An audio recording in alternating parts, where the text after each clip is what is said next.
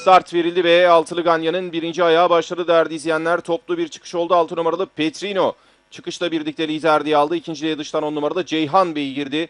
Üçüncülükte 5 numarada Velo Kızı var. Dördüncülükte bir boy kadar geride Ekselansların Kızı bin geçildi. Daha sonra iç kulvara yakın 5. 3 numarada İncir. İncir'in 3 boy kadar gerisinde 8 numaralı Komikus. Onun 3 boy kadar gerisinde Tekelioğlu. Daha sonra 4 numaralı Akarsu dışında 2 numaralı Meneswork. Son sırada 1 numarada Thank You Man var. Son 800 geçildi. 10 numarada Ceyhan Bey'ine geçti liderdik.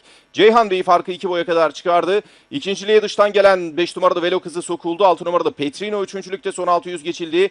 2 boy kadar geride 3 numarada İncir var. Daha sonra 9 numarada Ekselansların Kızı sırasıyla Taylar düzlüğe çıktı. 10 numarada Ceyhan Bey düzlüğe de 2 boy farklı önde çıktı. 5 numarada Velo Kızı ikincilikte dıştan.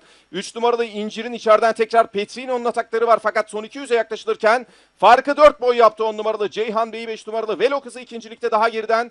3 numarada İncir'in atakları var. Fakat son 200'ü de yine 4 boy farklı 10 numarada Ceyhan Bey önde geçiyor. 5 numarada Velo Kızı ikincilikte son 50'yi uzak farklı önde geçiyor. 10 numaralı Ceyhan Bey Beyden'dan çıkmaya yakın. Birinciliğe, ilk birinciliğine yakın ve Erkan Tunç'la koşuyor. 10 numaralı Ceyhan Bey'i kazanıyor. 5 numaralı Velo Kızı ve 8 numaralı Komikus ikilisi ikincilik için fotoyu birlikte geçti. 2 numaralı Man at Work'ta dördüncü oldu koşuyu. 10 numaralı Ceyhan Bey'i Erkan Tunç'la kazandı.